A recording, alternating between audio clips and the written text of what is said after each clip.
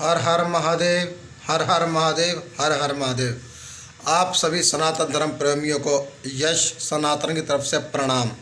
मैं यश सनातनी आप सभी सनातन धर्म प्रेमी को प्रणाम करता हूं और आज कुछ विषयों पर आपसे चर्चा करने आया हूं। सनातन धर्म प्रेमियों, भारत देश के वासियों, क्या आपको मालूम है कि आज आपका भारत देश उन सभी समस्याओं से जूझ रहा है जो समस्या भारत देश में हज़ारों वर्ष पहले मुगलों के द्वारा भारत में लाई गई थी। मैं बात कर रहा हूं भारत में रहने वाले आतंकवादी समुदाय के बारे में। मैं बात कर रहा हूं भारत देश में अवैध तरीके से घुसे हुए रोहिंग्या मुस्लिम और बांग्लादेशी मुस्लिम आतंकवादियों के बारे में। भारत देश में आज भी कई करोड़ शत्रु पल रहे हैं, मगर भारत की केंद्र सरकार कानून व्यवस्था उन सबको अनदेखा कर रही है। भारत का प्रधानमंत्री वही गलती कर रहा है जो गलती हज़ारों साल पहले हिंदू राजा दाहिर सिंह ने करी थी।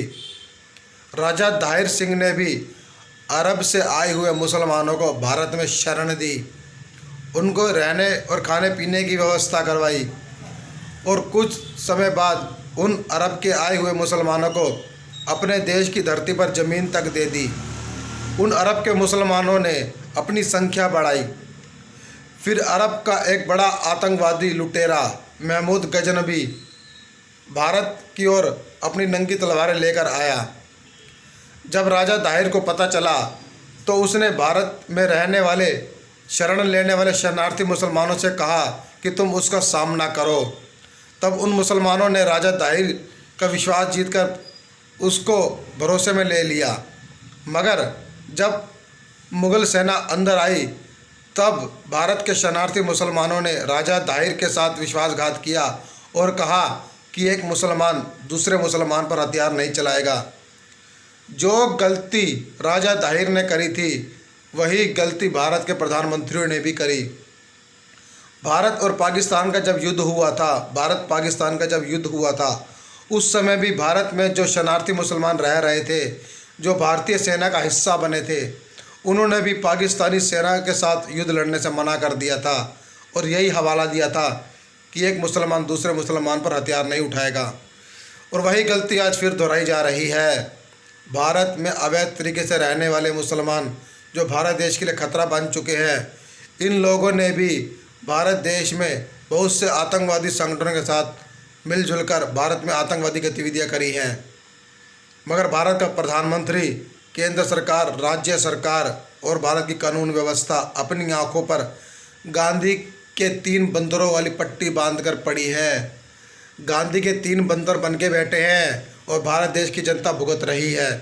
भारत की जनता भी दोषी है जो आंखें बंद करके इन हिजड़े नेताओं पर भरोसा करती है, इन हिजड़े नामर्द अंग्रेजी कानून पर भरोसा करती है, अंग्रेज़ों के गुलामों के द्वारा बनाए गए संविधान पर भरोसा करती है। भारत की जनता अपने पाप कर्मों को खुद भुगत रही है, क्योंकि इनको तो भगत सिंह, चंद्रशेखर आज़ाद दूसरों के परिवार से चाहिए। अपने घर में तो ये नाचने वाली पैदा करती हैं जो इंस्टाग्राम पर नाच रही हैं।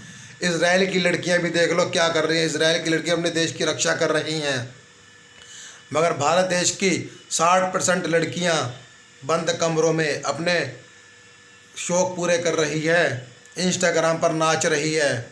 और इनके जो मर्द हैं, पुरुष, इनके बच्चे हैं, वो तो फिल्मी दुनिया में कुछ ज़्यादा ही मशहूर हैं। भारत देश का प्रधानमंत्री भी वही गलती कर रहा है जो राजा दाहिर ने करी। भारत में राजनीति के सत्ता के लालची नेता भारत देश को खतरे में डाल रहे हैं। रोहिंग्या मुसलमान, बांग्लादेशी मुसलमान भारत के लिए खतरा बनेंगे। भारत देश को बचाना है तो भारत देश में इन गद्दारों को बाहर करो, इन आतंकवादियों को बाहर करो। हर हर महादेव, हर हर महादेव, हर हर महादेव। भारत देश को फिर से लुटने से बचा लो, भारत देश को बर्बाद होने से बचा लो। और भारत देश के सनातन भाइयों और जितने हिंदूवादी संगठन चल रहे हैं जो नेताओं के गुलाम बने हुए हैं, राजनीति के झंडे उठाते हैं, तुम भी धर्म के गद्दार हो जो धर्म की रक्षा के लिए आगे नहीं आते, केवल नेताओं की चाटुकारिता करते हो। भुगतना तुम्हें भी पड़ेगा अगर धर्म के गद्दार बनोगे तो। समझ जाओ, जाग जाओ। महाभारत लड़ने की तैयारी करो। हर हर महादेव, हर हर महादेव।